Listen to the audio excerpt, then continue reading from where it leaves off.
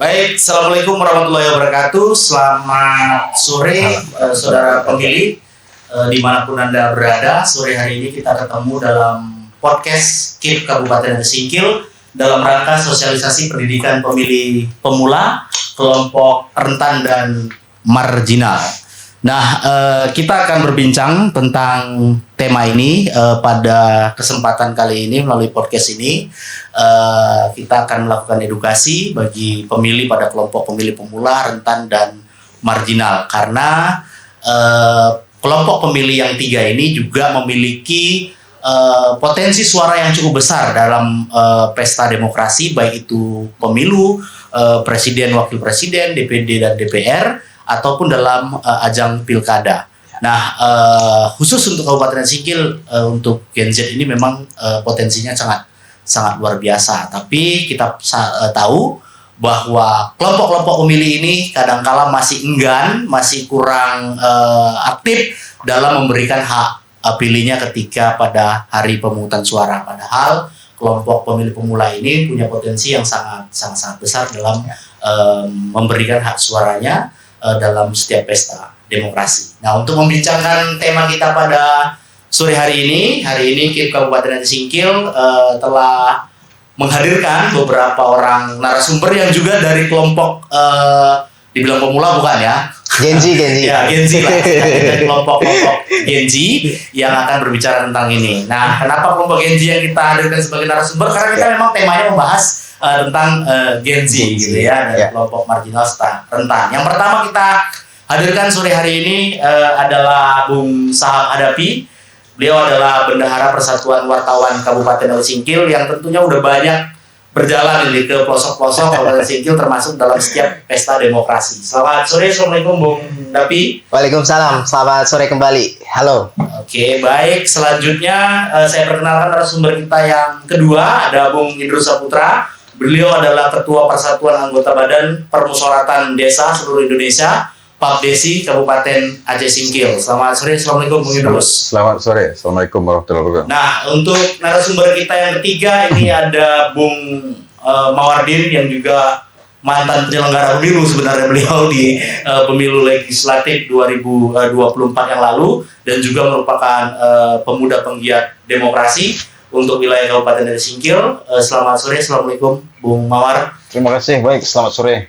Baik, pendengar, saudara pemilih yang berada dimanapun pada sore hari ini, bersama tiga orang narasumber kita ini, kita akan coba membincangkan tentang pemilih pemula, pemilih rentan dan marginal ini. Apa sih sebenarnya yang yang harus kita lakukan ke depannya ini untuk lebih membangkitkan lagi semangat pemilih pada kelompok-kelompok yang tiga ini terutama. Nah, untuk season yang pertama ini kita akan bahas terlebih dahulu mengenai pemilih pemula ya.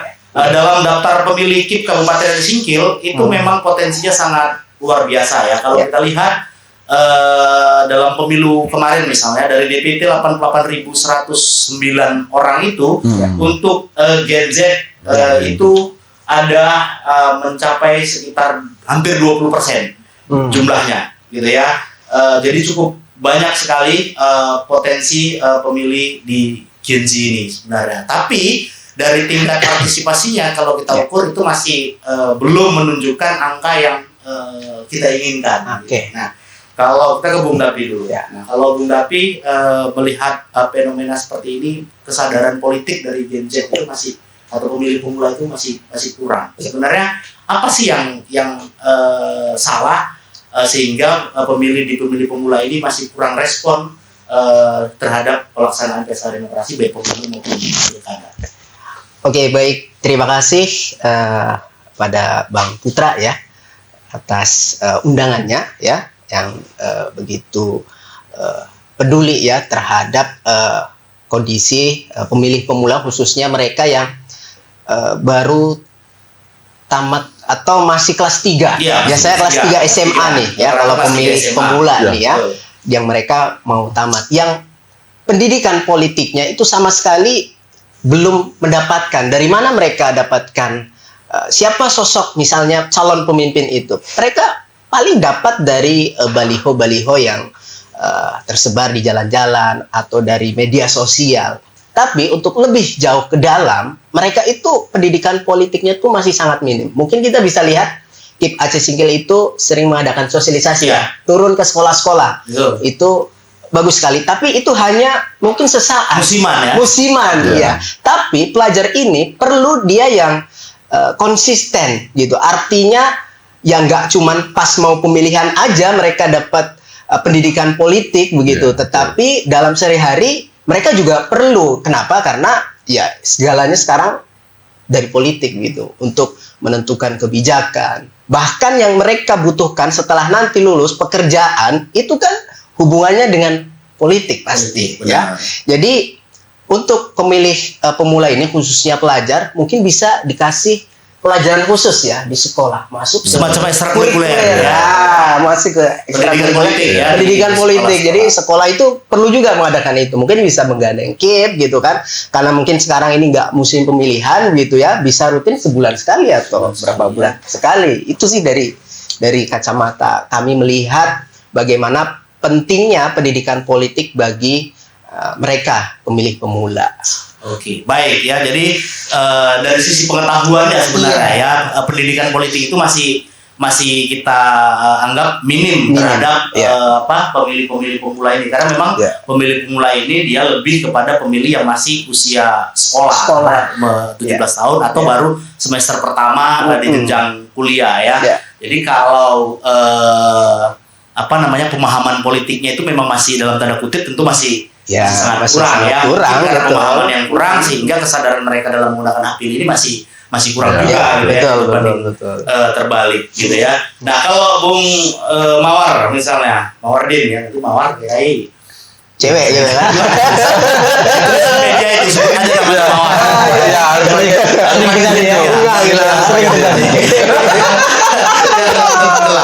Baik, kalau dari Bung Mawar sendiri melihatnya nih seperti apa? Apa sih sebenarnya ke depan yang harus kita lakukan untuk memancing partisipasi pemilih pemula ini lebih aktif lagi dalam pemilu?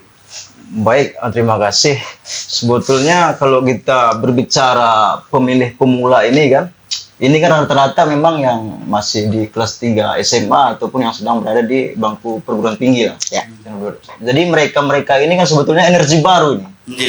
Energi baru, dan mereka ini adalah sebetulnya energi baru yang membawa perubahan terhadap demokrasi kita kan begitu. Jadi mereka ini bukan hanya tugas daripada penyelenggara untuk memberikan pendidikan politik ataupun yang menarik partisipasi mereka ini kan tugas bersama sebetulnya. Ada tugas partai politik juga. Pendidikan, betul. Partai politik juga harus berperan aktif. Kalau kita lihat undang-undang partai politik, memang sebenarnya mereka punya kewajiban gitu. Tapi di daerah kita melihat partai politik masih kurang greget lah ya. Masih dalam kegiatan-kegiatan seperti ini kan masih kurang kalau kita melihat kan. Jadi kita harapkan partai-partai politik ini ke depan bisa memberikan pendidikan politik yang maksimal lah terhadap pemilih kita ini kan, apalagi pemilih-pemilih pemula. Karena mereka ini adalah orang-orang yang memang agen-agen perubahan ini, semua kalau pemilih pemula ini kan. Jadi juga partai politik, kemudian ormas-ormas atau LSM juga harus terlibat di sini. Biasanya orang-orang yang terlibat dalam organisasi akan lebih aktif dalam berpolitik biasanya kalau kita melihat begitu. Baik. Itu pendapat dari kami kalau terhadap pemilih pemula ini. Berarti peran partai politik sangat penting. Itu catatan yang kita garis bawahi. Memang kalau kita lihat sekarang, kalau kita bicara di tingkat Kabupaten Singkil ini kayaknya kegiatan partai politik ini musiman ya, menjelang pemilu baru kemudian ada kegiatan-kegiatan kepartaian. Tapi ketika sudah selesai tahapan pemilu, maka hampir bisa kita pastikan kegiatan-kegiatan partai politik itu jarang sekali kita lihat ya, padahal mereka punya peran yang sangat signifikan sebenarnya untuk paling tidak pada konstituennya masing-masing gitu ya, memberikan pemahaman, edukasi, pendidikan politik terhadap pemilih-pemilih pemula. Nah, Bung Indrus sebagai ketua BPKAM gitu ya, kalau kita lihat apa sih sebenarnya yang kurang sehingga respon atau kesadaran pemilih pemula ini dalam menggunakan hak pilihnya itu masih sangat-sangat perlu kita dongkrak lagi gitu. Terima kasih. Bagi kita nih, kalau saya melihat dari kacamata BPG ya, saya kena ada BPG dan beberapa masyarakat. Memang pemilih-pemilih pemula ini lebih condong apatis ya. Inilah seperti yang dibilang Kip tadi, bahwa persentase kita hanya tidak mencapai 20% ya. Padahal jumlah mereka mencapai Ya artinya masih di bawah. masih di bawah. Nah, berarti kita ada sesuatu yang mungkin yang perlu kita perbaiki. Dalam tanda kutip di sini mungkin sosialisasi. Saya sepakat dengan apa yang disampaikan Bung Sahab tadi sama Bung Mawar Din. Jangan lupa Din. Jadi untuk sosialisasi itu kadang dibutuhkan di sekolah, digencar dari sekolah, kemudian ya partai politik juga harus ini mereka juga bertanggung jawab. Kenapa? Karena pemilih pemula ini kalau saya melihat cukup menentukan arah pemimpin. Karena suara mereka cukup banyak. Skup nasional mencapai ya kalau 20% itu cukup menentukan lah siapa pemimpinnya kan begitu. Nah, inilah yang perlu kita edukasi atau memberikan sosialisasi kepada mereka bahwa suara mereka itu bisa menentukan memilih pemimpin yang bijaksana, yang bagus, yang memang kredibel, dan yang mungkin untuk perbaikan bangsa kita ke depan. Nah, kita turun ke bawah begitu juga dengan bupati dan begitu juga dengan DPRD-nya. Jadi menurut saya sama mungkin dengan kawan-kawan yang tadi, kita perlu menambah untuk sosialisasi, bukan hanya dari KIP. Begitu juga maunya di sekolah daerah ya, itu memang kita gencarkan. Tapi jangan situ satu tahun lagi mau pelaksanaan pemilu atau pilkada, di situ kita gencar-gencar. Kalau bisa 3 tahun. Kalau bisa tiap tahun lah ya. Continue ya. Ya itu. Karena itu menurut kita sangat penting lah. Karena kan anak-anak itu ya jangan kita biarkan mereka apatis lah. Ini menjadi tanggung jawab kita bersama.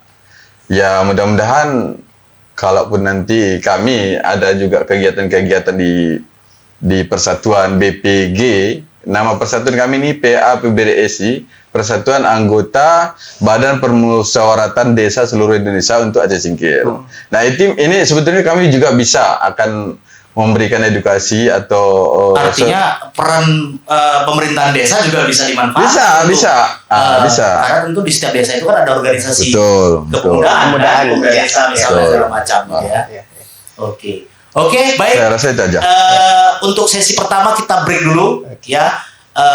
Nanti kita akan lebih dalami lagi. Apakah dari segi kacamata kita melihat apakah pemilih-pemilih pemula ini sudah terkontaminasi sama money politik belum sih, gitu kan?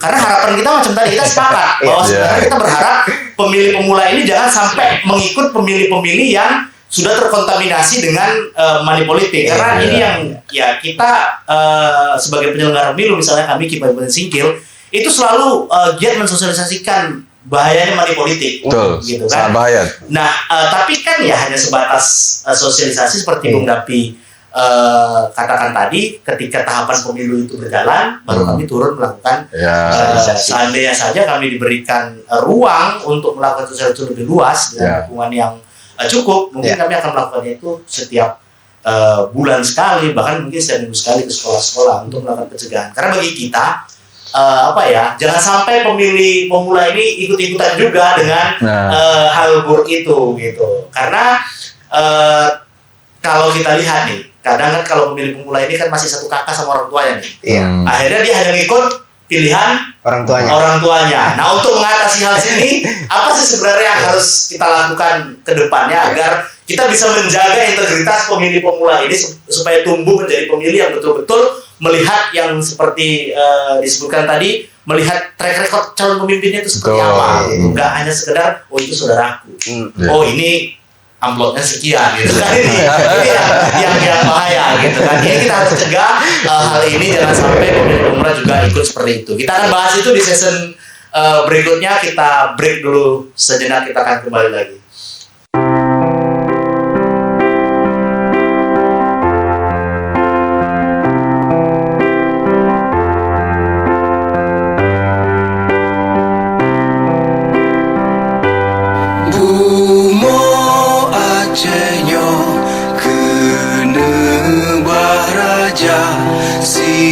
tegak membela bangsa. Mulia nanggroh, mulia dong syuhada, metuah bijih Aceh mulia. Ya Tuhanku, rahmat bersampo, negeri Acehnya bermulia. Rahmat nelimpah, metuah aso, are kekamo bersejahtera. Masyhur makmur ngang megah, sabeda jaga Aceh mulia. Berkat dan Aceh melimpah bago, bermesah mesyedara. Bersepakat bersabarnya menemat syariat Islam ke hukum bangsa. Ya Tuhanku, rahmat bersampo, negeri Acehnya bermulia.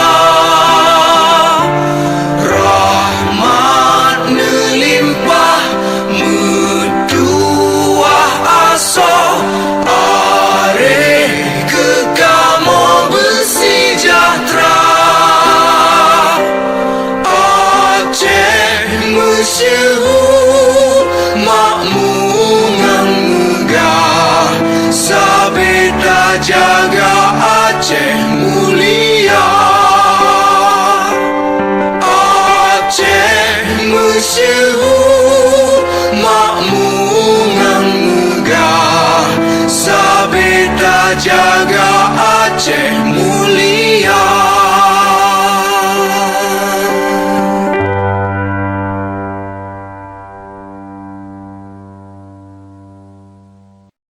Baik, kembali lagi masih bersama kami KIP Kabupaten Singkil dalam podcast sosialisasi pendidikan pemilih pemula, kelompok rentan dan marginal. Ya. Nah, kita masih bersama narasumber yang sama dan kita akan kembali mengupas sedikit tentang betapa pentingnya peran pemilih pemula, karena memang pemilih pemula ini punya peran yang sangat strategis sebagai energi baru dalam demokrasi seperti yang disebutkan tadi gitu ya. Mereka itu harapan menjadi pemilih yang cerdas, kritis, dan memahami program calon, menolak politik uang salah satunya. Tapi kalau kita lihat fakta, ya kan, pengaruh politik uang ini sudah masuk ke pemilih pemula juga, Betul, gitu ya. betul, Sudah betul. masuk ke pemilih pemula juga. Nah ini kan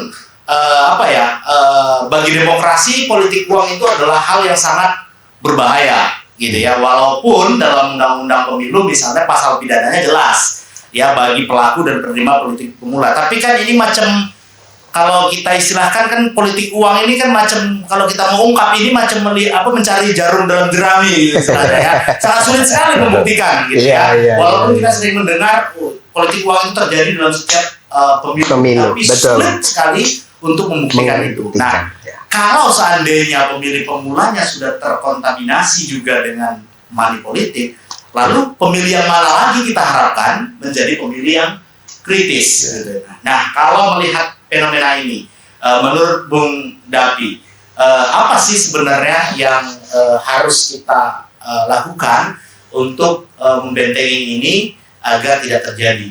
Oke.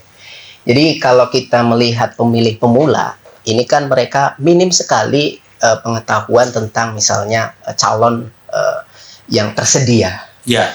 Berujung pada pengaruh lingkungan terdekatnya, yakni keluarga di situ. Keluarga berperan di situ, sipolan aja gitu. Udah bapak yang ngatur kan gitu. Ya.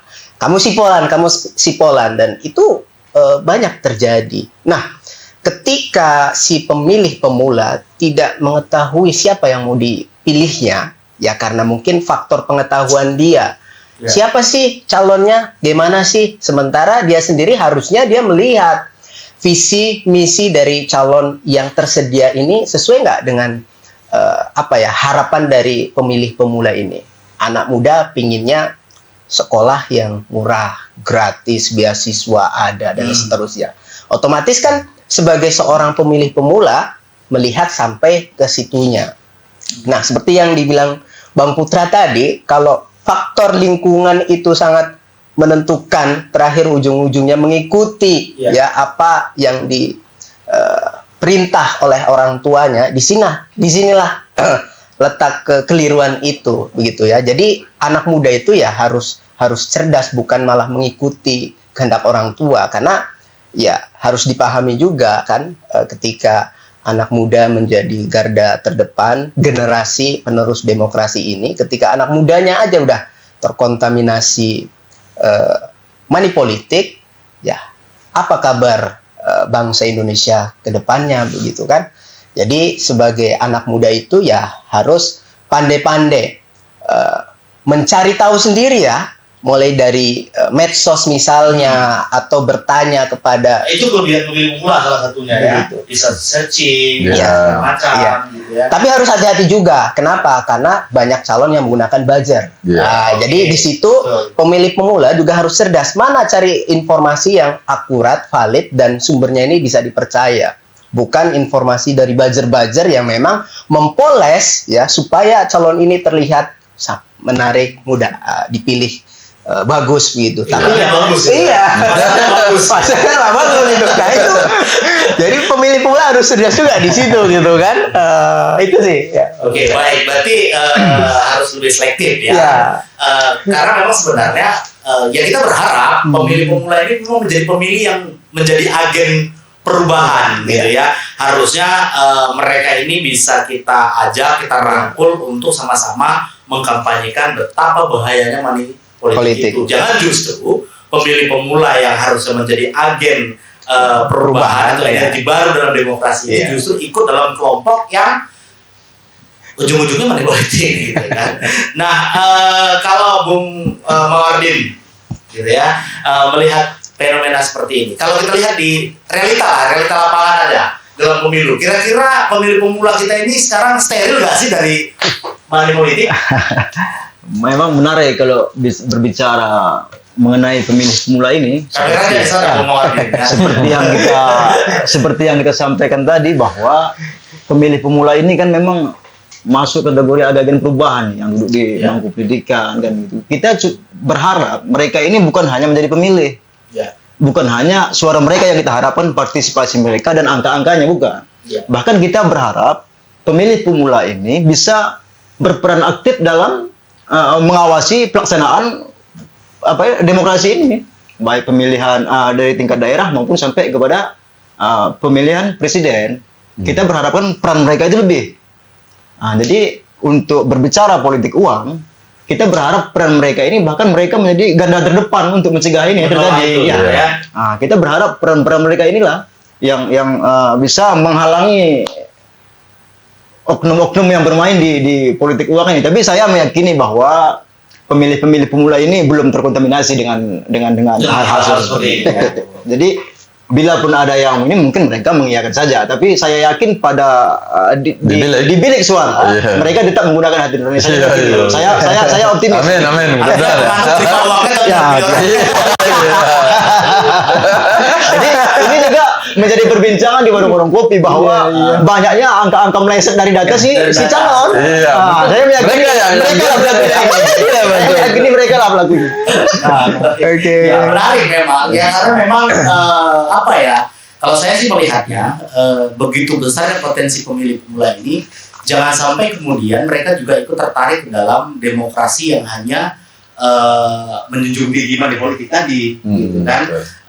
Itu akan sangat berbahaya gitu. Nah, dari sisi Bung Dapi tadi katakan, selain money politik juga pengaruh media sosial itu juga sangat menentukan, karena pemilih pemula ini adalah kelompok pemilih yang mungkin kehidupan sehari-harinya nggak jauh-jauh dari media Sosial. Iya. gitu kan. Nah jadi ya kita tahu teknologi ini dampaknya bisa positif, bisa negatif, Iya. gitu kan. Nah oleh karena itu memang pemilih pemula ini harus benar-benar sebenarnya kita jaga, jangan sampai mereka terkontaminasi dengan hal-hal yang justru yang kita berharap mereka menjadi agen perubahan energi baru dalam demokrasi, justru yang terjadi malah sebaliknya. Nah kira-kira Bung Idrus, metode apa yang bisa kita gunakan untuk membentengi pemilih pemula ini jangan sampai mereka terjebak atau terjerumus ke dalam money politik atau korban-korban kampanye hoax tadi melalui media sosial gitu. Terima kasih. Kalau menurut saya ini soal menangani biar agar adik-adik kita pemilih pemula ini jangan terpapar dengan money politik. Terus apa metodenya? Bagaimana caranya untuk mengatasi ini? Untuk saat ini yang saya perhatikan di lapangan memang hampir 80% sudah terpapar soal itu. Ini Makanya bertolak belakang nih sama Bung Mawar ya. Saya bertolak belakang dengan penyampaian Bung Mawar ya. Iya. 80% ya. Hampir 80%. Itu apakah karena inisiatif mereka atau karena pengaruh orang tua? Pengaruh orang tua, dorongan. Orang tua. Pertama, ini anak-anak Gen Z kita sekarang apatis. Ya udah, dia pengennya instan, tidak cari tahu pemilihnya siapa. Oke, ini kata orang tuanya, dia kemudian lanjut Ikut mengikut. ya. Nah, ini menurut saya bagi kita di Indonesia ini bukan hanya di Aceh Singkil ya, hampir menyeluruh. Ini sebuah kemunduran demokrasi di Indonesia. Nah, bagaimana cara mengatasi metodenya ini harus peran negara. Di bagaimana caranya ya karena memang produknya ini harus kita persamakan dulu persepsi dengan peserta pemilu itu sendiri. Oke. Peserta pilkada itu sendiri, pemilu lah terutama. Pileg yang membuat regulasi dari DPR. Ini yang perlu kita selamatkan. Tapi di lapangan kita lihat mereka yang bermain, diduga mereka yang bermain, dan mereka kesannya apatis, tidak mau tahu, bahkan memanfaatkan situasi ini untuk kepentingan mereka sendiri. Ini sebuah kemunduran demokrasi. Nah, bagaimana caranya? Inilah perlu harusnya ya memang kita dorong. Artinya peran pemerintah sangat penting. Sangat ya? penting. Pemerintah sangat penting melakukan pendidikan kalau bisa diintervensi melalui peraturan perundang-undangan tentang pemilu. Bagaimana sanksinya bila perlu langsung ya lebih ketat lagi. Demikian juga dengan pengawas. Ya, pengawas pemilu. Ya menurut saya itu aja dulu Bung Putra. Baik, ya memang menarik kalau kita kaitkan pemilih ini dengan money politik, gitu ya, karena memang ini kayaknya sudah mengakar di sistem demokrasi kita, ya. Bukan hanya terjadi di Kabupaten Aceh Singkil, ini bukan rahasia umum lagi, gitu ya. Seperti yang saya katakan tadi, walaupun secara aturan itu jelas melarang money politik, tapi praktek ini sangat sulit untuk kita cegah. Nah, resikonya atau kalau kita bilang yang sulitnya kita mengantisipasi di pemilih pemula ini memang selama ini kalau kami sendiri melihat di lapangan itu ya karena beberapa atau sebagian besar pemilih pemula itu masih mengikut pilihan orang tua. Dalam satu keluarga misalnya biasanya ada dua atau minimal dua satu atau dua pemilih pemulanya anak mereka gitu kan. Nah, ini hanya mengikut orang tua memang sih kalau kita kebanyakan. Jadi dengan kata lain pemilih pemula ini pemilih polos ya. Pemilih polos ya. Pemilih polos karena memang mereka masih baru menggunakan hak politiknya dalam demokrasi. Sementara bekal untuk pendidikan pemilihnya itu masih minim gitu ya. Jadi akhirnya pemilih pemula ini menjadi kelompok rentan juga terhadap money politik tadi gitu. Nah, seperti Bu sebutkan tadi, peran pemerintah sebenarnya cukup signifikan dalam hal ini karena pemerintah itu punya perangkat misalnya di Kesbangpol, ya kan? Ya, Kesbangpol itu salah satu perannya adalah memberikan pendidikan politik, gitu. Nah, artinya dengan sumber daya yang mereka miliki, mereka juga bisa melakukan sosialisasi ini jauh sebelum tahapan pemilu itu dilaksanakan, gitu ya. Nah, kami sebenarnya dari penyelenggara itu pengen mengambil peran itu, gitu kan. Tapi ya kita paham semua gitu kan bahwa Terbatasan. Nah, memiliki keterbatasan. Artinya memang kalau ini kerja satu lembaga, kami misalnya penyelenggara pemilu, ya nggak akan selesai. Ya, sedikit menambah boleh, Bung? Iya. Jadi kalau saya tambah, ini dampaknya luar biasa nih. Rusak, kemunduran demokrasi, kemudian negara kita juga bisa rusak. Apa dasarnya saya beranggapan seperti itu? Kalau memang ini kita biarkan, pemilihan pemilu, pilkada, karena kan kelompok-kelompok Gen Z ini menjadi target nih, karena mereka kelompok mereka ini banyak, sangat banyak, dan itu bisa dimanfaatkan untuk menambah suara-suara mereka, targetnya untuk menang. Ya, mereka tadi langsung menggunakan dengan cara instan, nggak pendidikan berdasarkan memang visi misi, langsung main tanda kutip amplop, nggak peduli apa, ujungnya apa? Hampir setiap tahun, setiap pemilu, biaya politik itu kosnya tinggi. Ini dampaknya apa? Ke depan bukan orang yang pintar yang menjadi pemimpin, tapi orang yang bermodal, meskipun bodoh dalam tanda kutip kita bilang. Ini cukup membahayakan demokrasi dan membahayakan negara kita ke depan, karena dia akan menjadi pemimpin negara kita. Saya kira itu. Baik, ya. Jadi salah satu cara yang mungkin yang bisa kita gunakan untuk mengoptimalkan peran pemilih pemula ini, sebenarnya tadi kuncinya adalah edukasi politik atau pendidikan politik. Jadi peran pemerintah, sekolah ataupun kami lah misalnya dari pejabat pemilu, dari sebenarnya peran yang paling kita harapkan itu dari orang tua sebenarnya, karena mereka yang hidup dalam satu lingkungan keluarga. Tapi kan nggak bisa juga kita harapkan dari orang tua tadi gitu kan. Padahal edukasi politik itu sebenarnya akan mudah kalau itu lahir dari dalam keluarga itu sendiri gitu ya. Kemudian salah satu cara yang kemudian bisa kita lakukan adalah dengan membiasakan pemuda itu terlibat dalam kegiatan-kegiatan politik, sosial politik ya, sehingga pemahaman mereka itu tumbuh, kesadaran mereka itu tumbuh terhadap pentingnya peran mereka dalam sebuah pesta demokrasi. Baik, kita akan lanjut lagi, kita break dulu. Nanti kita juga akan bahas sedikit tentang kelompok marginal dan rentan, yang kita tahu juga kelompok ini kelompok yang namanya juga udah kelompok rentan nih, gitu ya, rawan dalam pengaruh buruk money politik tadi. Nah, karena biasanya kelompok-kelompok ini akan tidak berpikirnya itu tidak terlalu jauh ke depan gitu ya. Yang penting dia bisa menerima lalu menggunakan hak pilihnya. Nah, kalau kita lihat ini sudah terjadi praktik-praktik ini seperti itu. Nah, tentu kita harus mengantisipasi supaya ini jangan terjadi lagi. Baik, nanti kita lanjut lagi di sesi berikutnya. Untuk sesi ini kita break dulu. Tetap bersama kami di podcast KIP Kabupaten Singkil dalam rangka sosialisasi pendidikan pemilih pemula, kelompok rentan dan marginal.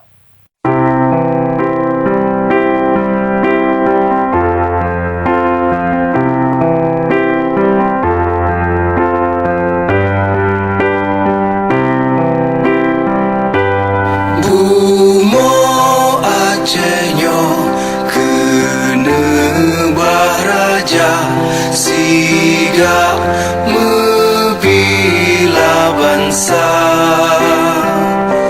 mulia nangro, mulia dong syuhada, metuah bijeh Aceh mulia.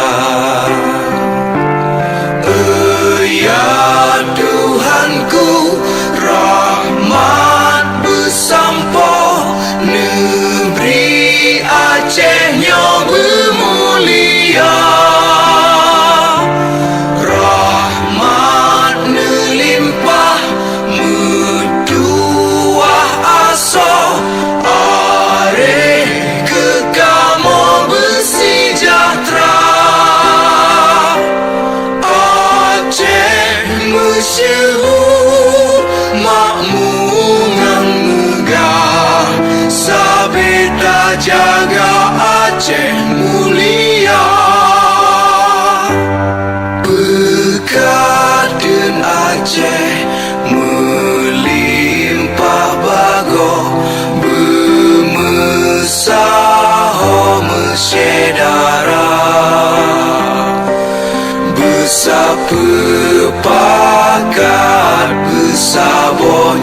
menemat syariat Islam ke hukum bangsa.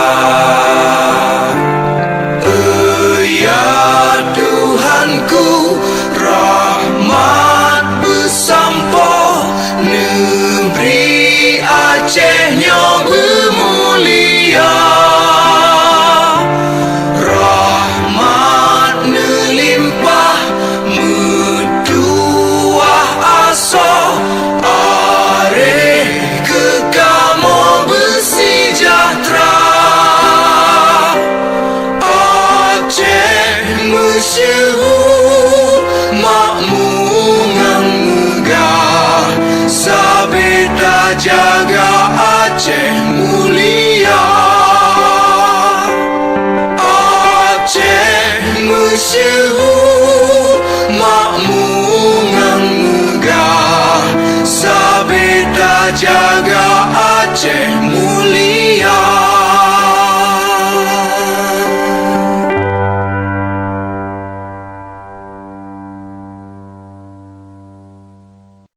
Saudara pemilih dimanapun Anda berada, masih bersama kami dalam podcast KIP Kabupaten Aceh Singkil dalam rangka sosialisasi pendidikan pemilih, pemula dan kelompok rentan dan marginal dalam pemilu. Kita tadi sudah mengupas bagaimana pentingnya pemilih pemula itu memiliki peranan dalam peranan yang sangat strategis dalam pemilu, baik itu pemilu presiden, pemilihan legislatif, dan juga dalam ajang pesta demokrasi daerah yaitu pilkada. Kita sepakat bahwa kelompok ini punya andil yang sangat besar, punya peran yang sangat luar biasa kalau mereka bisa menggunakan hak pilihnya sesuai dengan yang kita harapkan. Karena kita anggap kelompok pemilih pemula itu adalah kelompok pemilih yang masih suci, ya kan, yang belum terpengaruh gitu, yang belum terpengaruh dengan hal-hal yang arahnya menjadi hasil pemilu itu menjadi hasil yang tidak sesuai dengan harapan kita. Nah, selain kita bahas juga kelompok pemilih pemula, kita juga akan membahas tentang kelompok pemilih marginal dan rentan, ya, rentan dan marginal. Nah, kelompok pemilih marginal ini biasanya adalah mereka warga negara yang kesulitan menggunakan hak pilihnya. Ya, kesulitan dalam menggunakan hak pilihnya karena hambatan fisik, sosial, kemudian administratif seperti penyandang disabilitas, ya, masyarakat yang tinggal di daerah terpencil. Kita tahu kita punya wilayah kepulauan dan sebagainya, gitu ya. Tapi walaupun kepulauan kita masih bisa lah dijangkau, gitu ya. Atau buruh misalnya, buruh. Kenapa buruh ini masuk dalam kelompok rentan dan marginal? Biasanya buruh itu walaupun hari pemilu itu ditetapkan sebagai hari libur, tapi ada beberapa perusahaan akal yang tidak mengizinkan buruhnya untuk kembali. Dan nah, ini terlihat kalau dalam pemilu itu, ini terlihat dari banyaknya jumlah DPTB atau pemilih pindahan. Ya kan? Memang mereka masih bisa menggunakan hak pilihnya, tapi kan sudah nggak lengkap. Terbatas. Terbatas. Ya, kan? Kita lihatnya seperti itu. Nah, kalau Aceh Singkil ini kita kan tahu di sini banyak sekali perusahaan perkebunan, makanya jumlah di PTB Aceh Singkil itu lumayan banyak dari pemilu ke pemilu, gitu ya. Nah, ini adalah salah satu kelompok-kelompok marginal dan jumlah mereka ini juga nggak sedikit. Ya, jumlah mereka ini nggak sedikit, jumlah mereka juga banyak. Nah, mungkin kalau saya melihatnya, kenapa partisipasi pemilu itu kadang-kadang masih di luar harapan kita, ya. Walaupun alhamdulillah kalau ada Singkil itu kita masih mencapai angka 90%-an gitu ya, tingkat partisipasinya. Salah satu penyebabnya ini, gitu ya, mereka tidak mendapatkan kesempatan yang penuh dalam memberikan hak suaranya. Nah, kalau kita melihat kelompok yang ini, kira-kira ke depannya apa sih yang harus kita lakukan untuk bisa menjamin bahwa kelompok-kelompok ini bisa menggunakan hak pilihnya secara ya sesuai dengan asas pemilu, mereka terjamin bisa menggunakan hak pilihnya dengan sebaik-baiknya. Mudapi gimana? Kalau lihat dari KIP selama ini sendiri gimana? Misalnya nih ada pemilih yang dia dari TPS-nya jauh, nyebrang sungai dulu, dan ini kan sementara dia untuk nyebrang itu kan mesti pakai ongkos gitu ya, pakai biaya gitu kan. Apakah ya hanya untuk memilih yang aduh sama sekali saya nggak tahu nih calonnya siapa yang mau dipilih kan begitu. Untuk menuju ke situ kan ibarat kata harus ada iming-imingnya. Betul. Si calon tadi lah, ayo pilih sana, memobilisasi. Nih warga yang daerah terpencil sana, sekian kakak, udah didata nih, otomatis kan, didata, kemudian ayo kita bawa sekelompok masyarakat tersebut ke sana gitu, dan pilih si pola. Nah hal-hal seperti ini kan terjadi di masyarakat kita begitu ya. Artinya memang akses pengetahuan atau ilmu pendidikan politiknya tadi begitu itu pun nggak mereka dapatkan karena memang yang pertama terisoliran tempat baru ya di sini juga peran KIP ya apakah memfasilitasi transportnya untuk bisa menuju ke TPS atau seperti apa kan baru kemudian ya literatur dia mengenai politik tadi kan mungkin karena terpencil tadi akses informasi pun dia nggak dapatkan kan begitu boro-boro main media sosial begitu kan paling sesekali pas lewat foto si Polan itu apalagi kalau misalnya orang tua dia akan cari dengan kertas suara yang sebegitu lebarnya mana mau yang saya pilih ini kan itu kan artinya udahlah asal ini aja lah gitu kan karena memang ya akses informasi mengenai calon itu nggak mereka dapatkan makanya ya di sini peran penyelenggara juga sangat diperlukan gitu Bang Putra ya untuk menyampaikan ini loh biasa pada tuh sosialisasi itu ada karena ke desa terpencil gitu ya sangat ya kalau kita bicara kelompok rentan marginal ini kan memang luas ya bukan hanya secara kewilayahan mereka yang terpencil gitu ya tapi juga kita menyentuh kepada misalnya keluarga binaan di lapas punya rumah tahanan gitu kan yang dalam rumah tahanan itu kita tahu bukan warga sipil aja yang betul ada sekali di rumah tahanan ini mereka juga termasuk dalam kelompok rentan itu gitu ya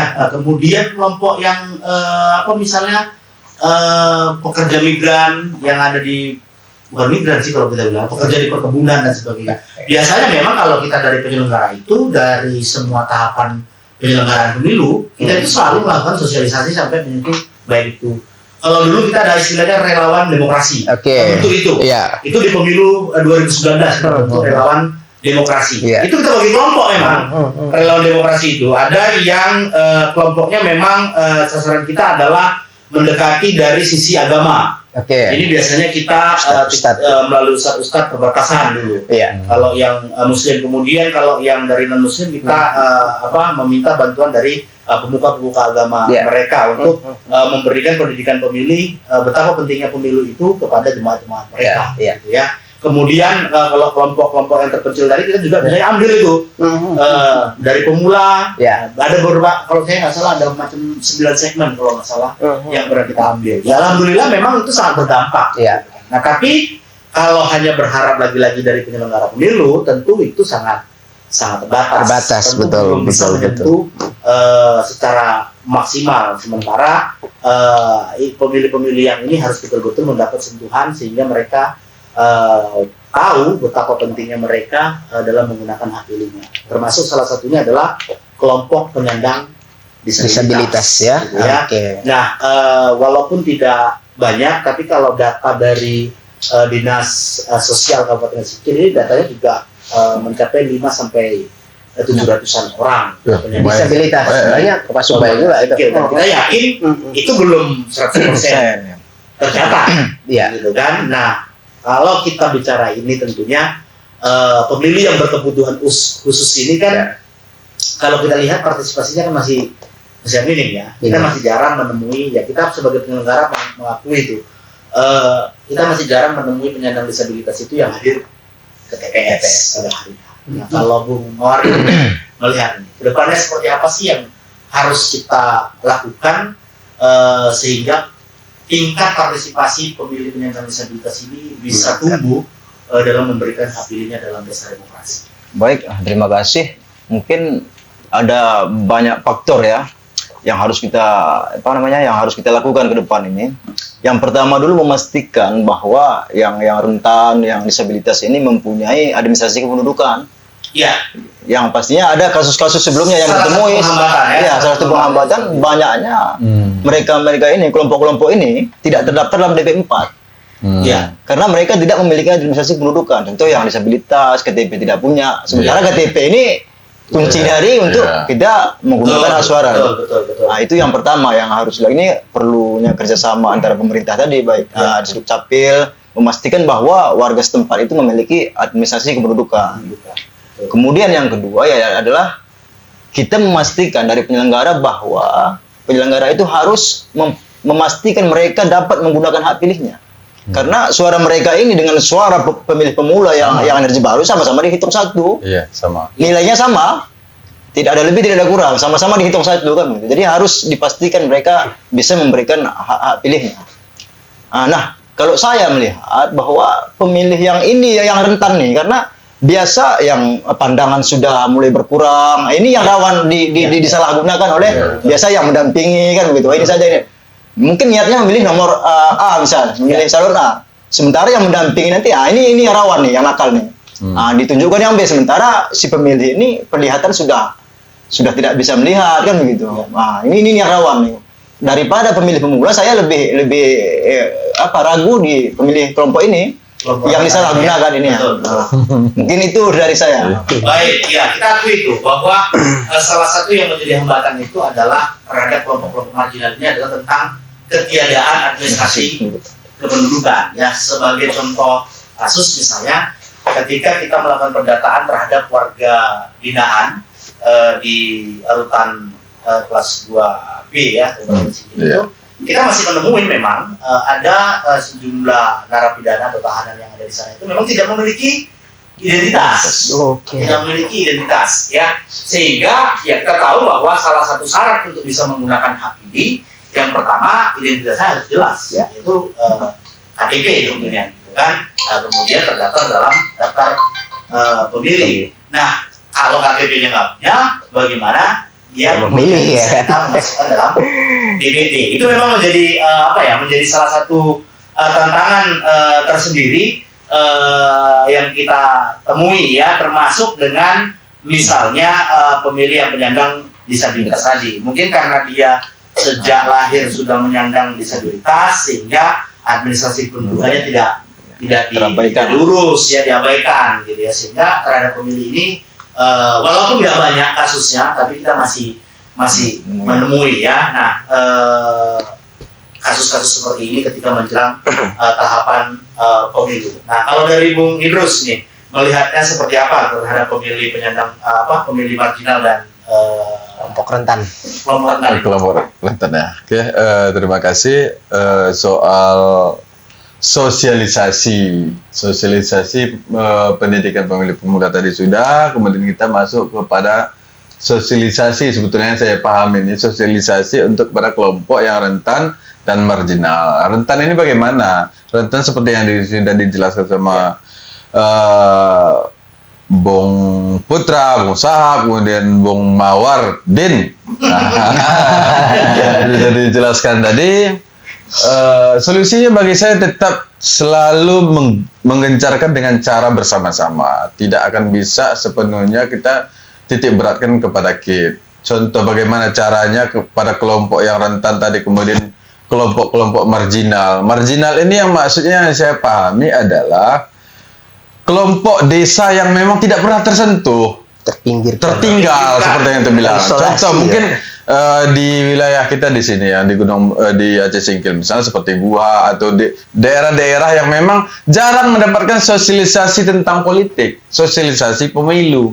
Nah, ini menjadi perhatian semua pihak. Bagaimana caranya ya? Tentu kalau dari cara KIP, kalau mengandalkan dari KIP sendiri tentu tidak memadai dengan anggaran. Ya. Cuman ya harus Karena itu masalah klise. Iya. Atau ya mungkin bisa dengan cara membentuk sebuah tim relawan dari KIP untuk bisa menjamah kelompok-kelompok marginal ini. Nah, kira-kira metode apa yang bisa dilakukan untuk menjamah mereka? Ya mungkin bisa memberikan ya ini desa, ya? bisa bekerja sama dengan desa. Yang jelas kita menyentuh kepada kelompok-kelompok marginal ini. Tidak pun misalnya 100% minimal kita berikan tanggapan bagaimana tentang politik, kemudian hak pilih mereka wajib memilih misalnya. Karena saatnya seperti yang Bung Putra bilang tadi, banyak yang apatis. Karena ada yang dia kerja sehingga dia nggak open soal dia memilih. Padahal dia memilih itu adalah menentukan seorang pemimpin yang memang harus yang ada yang diberikan hak oleh yang diberikan negara kepada dia. Nah, solusinya bagi saya ya itu tadi, harus kerjasama dengan semua pihak termasuk relawan, kemudian perangkat desa atau apa ya untuk mensosialisasikan. Kemudian ini maksud kita biar berkeadilan, bahwa jangan kita terfokus kepada di wilayah-wilayah perkotaan aja untuk memberikan sosialisasi. Harus merata. Karena semua hak atau semua hak sama kan begitu. Ya. Haknya dengan kita juga sama. Cuman terkadang penyelenggara ini ya, kalau memang penyelenggara aktifnya tidak bisa fokus langsung ke bagaimana caranya bisa menambah jaringan untuk bisa menyampaikan sosialisasi tentang pemilu ini dan memastikan mereka untuk bisa memilih. Kalau presentasi mereka di wilayah marginal tadi tidak mencapai 50%, ini menurut saya KIP atau penyelenggara pemilu gagal. Gitu ya. Oke. Nah, bagi kemudian yang urusan kelompok rentan tadi, nah itu yang mungkin saya tidak bisa menanggapi seperti yang Bung tadi sampaikan, Bung Mawardin, karena mungkin beliau pernah menjadi penyelenggara pemilu, jadi sudah paham ya. Saya belum paham, tapi yang pada intinya saya lebih memberikan solusi bagi kelompok marginal tadi lah, seperti di wilayah Guha, Kuta Batu yang mungkin sulit kita untuk menyentuh, untuk mensosialisasikan ke sana. Oke, baik. Tapi dari sisi yang lain misalnya, kita melihatnya, kenapa partisipasi dari masyarakat kaum marginal dan rentan ini rendah? Kalau saya melihatnya sih nggak melulu kekurangan sosialisasi, gitu. Tapi ada semacam bentuk kekecewaan terhadap hasil proses pemilihan itu, karena mereka menganggap siapapun yang duduk sama aja. Ya, apa yang saya katakan itu benar. Siapapun yang duduk, toh kami gini-gini aja. Yeah. Nah, Bagus aku kerja. Bagusan aku kerja. Kalau nggak kerja, nah makan apa? Ya nggak makan apa-apa juga. Yeah. Kalau melihat situasi seperti ini kan sikap apatisme yang udah membahayakan. Kalau saya bilang ini kalau sifat ini terus tumbuh, ini akan membahayakan demokrasi kita yang menganut sistem pemilihan langsung. Gitu kan. Nah, kalau Bung Dawi melihatnya seperti apa? Kenapa sampai timbul apatisme seperti itu? Ya harusnya udah duduk ditagih janjinya kan si pemimpin tadi. Janjimu kemarin apa di sini gitu kan? Ini realisasi harus nih kan gitu. Bukan malah apatis terus dibiarkan aja, karena itu akan berulang lagi di 5 tahun yang ke depan ya. Karena ya kita kan cuma perlu 5 menit aja gitu, tapi menentukan untuk 5 tahun ya. 5 menit itu untuk menentukan 5 tahun. Nah, salah milih 5 menit tadi, itulah konsekuensinya ya. Jadi ya tagih janji itu gitu kan terhadap mereka. Konstituen ini sekarang harus berani menagih itu. Iya. Kalau kita lihat dengan kampanye itu gitu. Iya. Ada kejadian kan ketika misalnya yang sudah terpilih jadi gitu kan ya.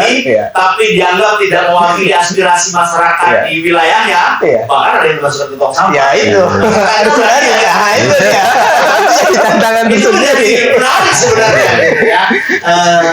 Sehingga bagi calon pun harus betul-betul hati-hati dulu, nggak lupa lagi terhadap konstituennya. Karena memang kalau saya melihatnya bukan semata-mata karena kurangnya sosialisasi. Ya kalau kita di sini kita memang selalu menggunakan metode yang kita anggap mudah menjangkau seluruh wilayah. Jadi kita kerjasama juga dengan radio misalnya, melalui share ke sekolah-sekolah dan sebagainya untuk memilih pemula. Saya pikir sosialisasi itu sudah cukup luas kita sangat masif yang kita lakukan. Tapi memang ya ada saja kelompok-kelompok yang apatismenya itu memang sudah tinggi. Level 4 itu. Sudah. Ya karena kalau seperti saya misalnya yang sering melakukan sosialisasi ke lapangan, Iya. bahasa itu akan selalu terdengar gitu. Allah untuk apa itu pemilu, gitu kan? Kita pilih pun nanti kalau udah duduk lupa dia. Nah, saya mikir ke situ, kalau ini terus-terusan muncul di masyarakat kita, itu akan sangat membahayakan sistem demokrasi kita. Ya memang sebetulnya untuk saat ini memang sudah seperti itu pemikiran masyarakat. Iya ya. Dan itu memang cukup berdampak ya. Inilah kita baru selesai pemilu kemarin, udahlah. Itu. Udah duduk di atas. Ujungnya apa? Ujungnya money politik tadi tinggi. Iya. Itu. Kembali ke situ. Kembali ke situ. Ya udah besok saya ambil aja lah, nggak perlu diambil. Besok nggak dia mikirkan saya. Kan udah sampai ke titik itu pemikiran masyarakat kita. Jadi kemarin saya lihat salah satu video di TikTok. Ya. Pas pula bencana di daerah Tapanuli yang bupatinya Masinton Pasaribu. Ya, Kebetulan Kang Deddy Mulyadi datang ke situ. Ditanya warga, kenal ini? Enggak, lebih kenal ke Deddy Mulyadi. Luar biasa itu ya. Iya. Sama dia sendiri ya. Jadi masyarakatnya juga aktif TikTok gitu. Padahal itu pilihan masyarakat. Itu dia. Itu salah satu contoh apa ya namanya? Ya itulah bentuk gitu. Berarti selama ini kita pikir, jadi mereka milih itu berdasarkan apa gitu? Iya, itu. Sendiri Nggak tahu gitu. Ya, pertanyaan besarnya mereka memilih itu berdasarkan apa? Itu Iya, saya tanya iya. tuh. Berarti kan karena itu.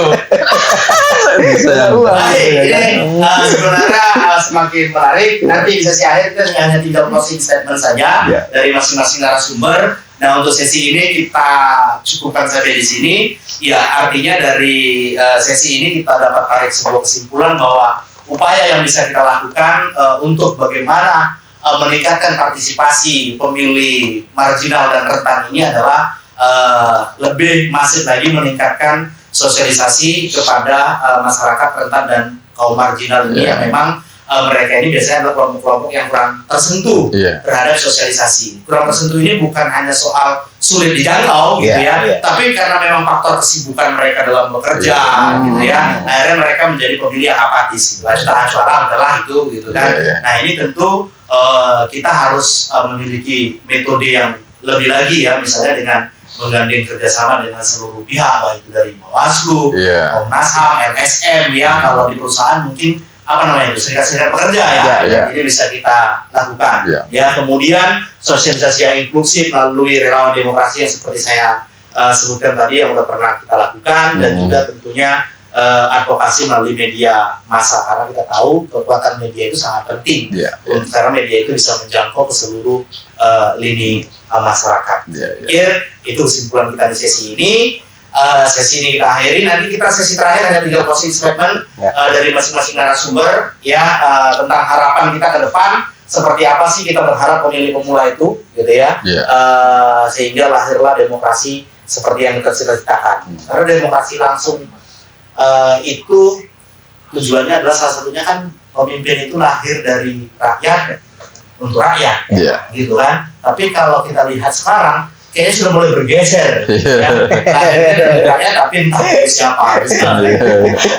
Baik, kita akhiri sesi ini, kita kembali di sesi akhir. Kita break dulu, tetap bersama kami dalam podcast KIP Kabupaten Singkil, sosialisasi pendidikan pemilih pemula, kaum rentan, kelompok rentan dan marginal.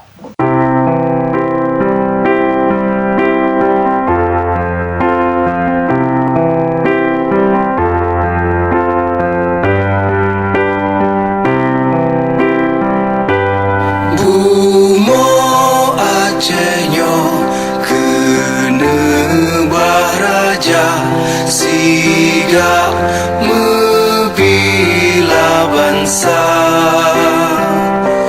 mulia nangro, mulia dong syuhada, metuah bijih Aceh mulia.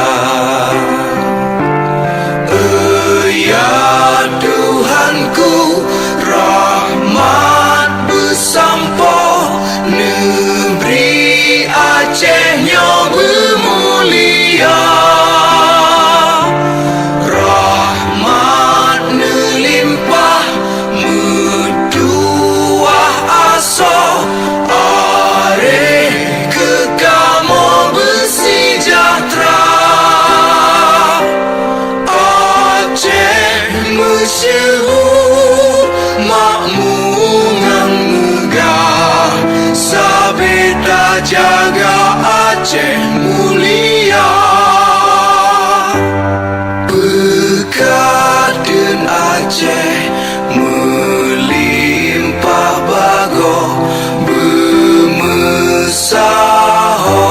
sedara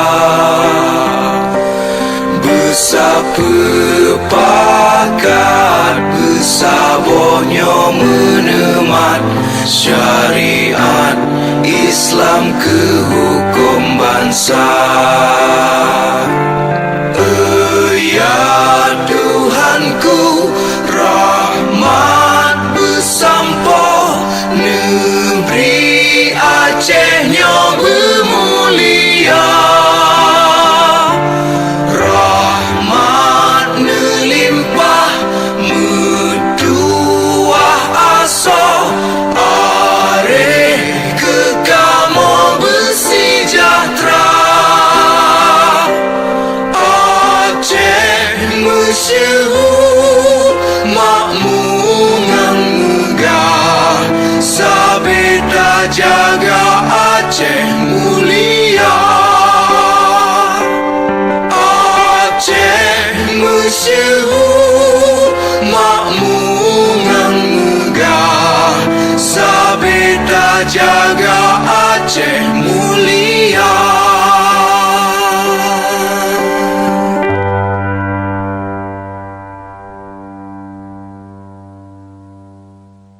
Baik, kembali lagi dalam podcast KIP Kabupaten Singkil dalam rangka sosialisasi pendidikan pemilih pemula, kelompok rentan dan marginal. Kita nggak terasa sudah di sesi akhir ya pertemuan kita pada kesempatan podcast kali ini. Tentu kita akan menarik nih kesimpulan dari para narasumber kita terhadap tema kita pada sore hari ini, gitu ya. Emang kalau ngomongin tentang money politik, gitu, itu akan panjang memang, gitu ya. Karena money politik obrolan yang menarik untuk diobrolkan dalam pemilu. Karena bahayanya karena memang sangat luar biasa, gitu ya. Nah, tentu di sesi akhir ini saya ingin menarik kesimpulan dari para narasumber kita, kira-kira dalam hal pemilu, apa sih yang harus dipegang teguh oleh pemilih pemula dan juga kelompok marginal dan rentan ini agar terlahirlah pemilu yang betul-betul demokratis sesuai dengan amanah dari Undang-Undang Dasar kita. Bung Dapi dulu. Oke, dari saya bagi Anda kelompok pemilih pemula maupun rentan dan marginal, Anda harus berani katakan tidak pada money politik. Kenapa? Karena ketika Anda sudah berani mengatakan tidak pada money politik, ya itu akan menentukan nasib bangsa kita 5 tahun mendatang, ya. Dan sebagai seorang pemilih pemula, Anda juga tidak boleh apatis, ya. Karena salah memilih pemimpin, kita yang rugi 5 tahun. Jangan terima gara-gara 200.000, katakanlah, Anda menyesal selama 5 tahun. Bagikan aja lah, kalau 200.000 dibagi selama 5 tahun, Anda maka dihargai sehari cuman berapa peser rupiah. Apakah segitu harga suara Anda? Makanya harus kita berani menolak itu. Dan ya, ini pesan juga buat para calon atau yang sudah terpilih juga nih, ya. Supaya masyarakat tidak jera ketika menggunakan hak pilihnya, maka tepati janji Anda ketika Anda melakukan kampanye. Jangan hianati rakyat, karena rakyat nantinya akan menagih janji itu kepada Anda. Itu dari saya. Oke, baik. Ya, terima kasih Bung Dapi, luar biasa ya. Sekarang kita ke Bung Mawardin dulu.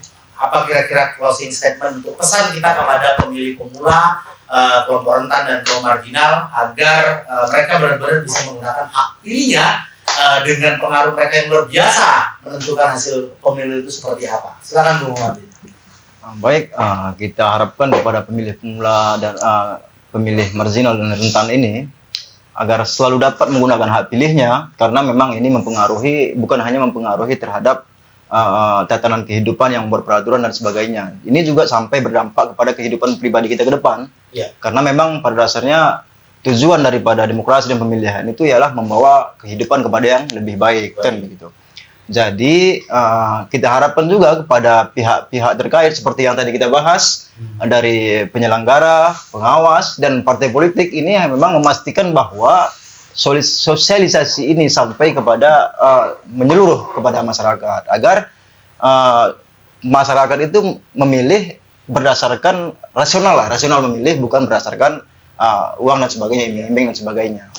Jadi kita harapkan pendidikan ini sampai tersentuh kepada seluruh masyarakat, karena memang suara orang yang memilih berdasarkan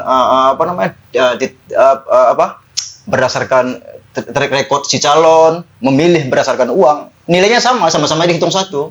Jadi kita pastikan bahwa bagaimana pemilih ini ke depan bisa lebih cerdas lah memilih, lebih cerdas. Dan kemudian yang terakhir yang ingin saya sampaikan bahwa kita sudah bisa merubah mindset bahwa pemilihan ini bukan lagi pesta demokrasi.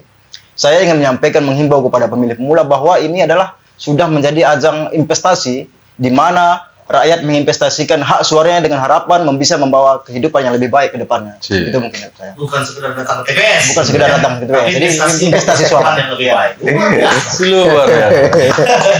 Baik. Luar biasa. Udah diborong semua ini. Itu yang lain harus berpikir lebih keras. Tapi ya kutip-kutip sedikit dari yang sebelumnya itu nggak apa-apa. Silakan Gus. Terima kasih. Harapan saya kepada adik-adik pemilih pemula nih, pemilih pemula ya, mungkin dari rekan-rekan saya tadi sudah memborong semua harapannya. Ya, betul semua. Nah, jadi saya sedikit saja. Pada intinya jangan pernah mendengarkan atau mengambil, jangan terbujuk rayu. Jangan terbujuk rayu dari bisikan-bisikan Goib. Jadi fokus saja bahwa memang cari informasi lebih detail sebelum menentukan pilihan. Tetap datang ke TPS, pilih sesuai hati nurani. Kalau bisa cari dulu track recordnya. Jangan lihat uangnya. Lihatlah memang track recordnya bagus, layak jadi pemimpin, maka tentukan pilihanmu. Saya kira itu saja. Jangan pernah terpapar dengan mengenai politik. Kalau ada dorongan dari pihak orang-orang terdekat kita, orang tua, jangan mengiyakan. Kalaupun biar jangan sakit hati orang tua, iyakan saja di situ. Tapi jangan pilih orangnya. Andalah yang menentukan. Andalah yang menentukan apa. Kalau memang Anda yakin bahwa itu adalah calon pemimpin yang terbaik, itu saja pilih. Sekian, terima kasih. Wassalamualaikum warahmatullahi wabarakatuh. Oke, baik ya. Aplaus dulu untuk kita semua. Oke, baik, ini luar biasa.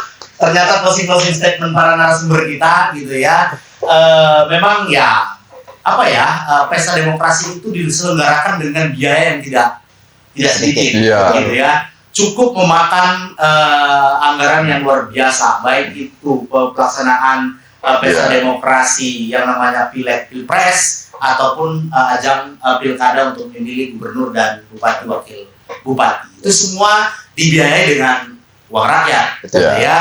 Nah, kalau kita masih berpikir simple, ya akhirnya yang lahir pemimpin yang justru jauh dari apa yang kita harapkan, gitu. Padahal tujuan dari pesta demokrasi yang menganut asas dari rakyat lahir dari rakyat untuk rakyat itu, seyogianya kita bisa menghasilkan pemimpin yang betul-betul bisa mewakili kita, ya, bisa menjadi kita bilang menjadi ayah kita, menjadi bapak kita dalam pemerintahan, yang memang tujuannya adalah untuk membangun daerah kita atau negara kita, gitu ya. Nah, jadi atas asas pemilu yang langsung, umum, bebas dan rahasia itu, kita semua punya hak yang sama dalam menentukan pilihan kita di TPS, gitu ya. Jangan sampai kemudian hak demokrasi kita itu hanya kita gunakan dengan terpengaruh dengan hal-hal yang merugikan, sehingga lahir pemimpin yang tidak kita harapkan. Jadi pemilih pemula ataupun pemilih kaum marginal dan kelompok rentan itu adalah pada dasarnya pemilih yang memiliki peran yang sangat penting dalam suksesi pesta demokrasi itu, ya. Pemilih pemula terlebih adalah penentu hasil pemilu, jadi harus lebih antusias, harus lebih kritis sebagai agen perubahan, ya, sebagai kontrol sosial, ya, sebagai pemilih yang rasional, ya. Jadi kita berharap pemilih pemula ini bisa berdiri menjadi agen perubahan yang bisa menyuarakan tentang bahaya-bahaya money politik yang bisa mengancam rusaknya demokrasi kita. Mungkin itu saja pertemuan kita pada sore hari ini. Mudah-mudahan kita bisa ketemu lagi di lain waktu dalam podcast yang sama, bisa dengan narasumber yang sama. Narasumber kita ini luar biasa gitu ya. Untuk hari ini tentu saya selaku pembawa acara dalam kegiatan podcast ini mengucapkan terima kasih untuk para narasumber dan mohon maaf kalau ada kekurangan. Ketemu lagi dalam waktu dan kesempatan. Bila topik Hidayah. Assalamualaikum warahmatullahi wabarakatuh. Waalaikumsalam warahmatullahi wabarakatuh.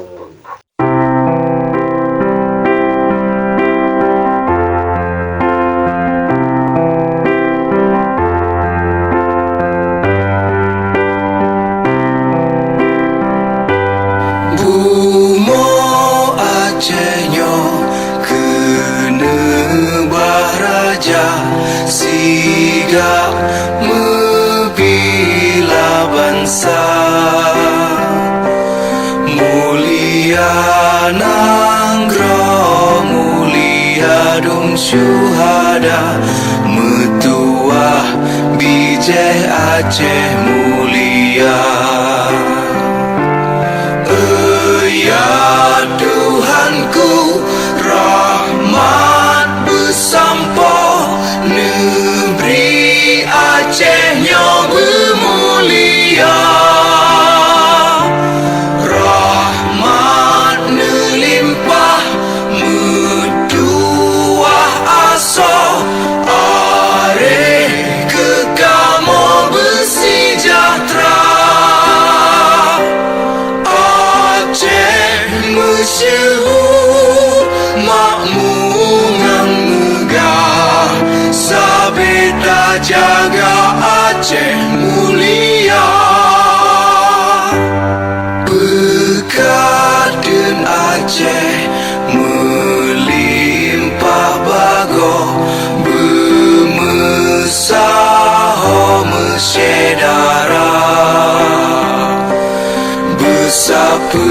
sepakat bersabonyo menemat syariat Islam ke hukum bangsa.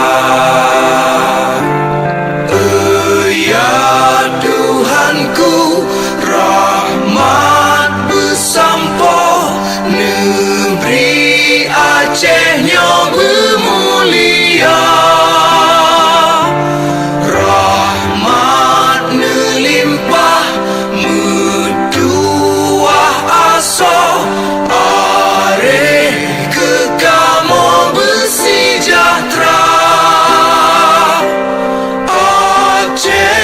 Masyhur makmungan megah sabeta jaga Aceh mulia. Aceh masyhur makmungan megah sabeta jaga Aceh mulia.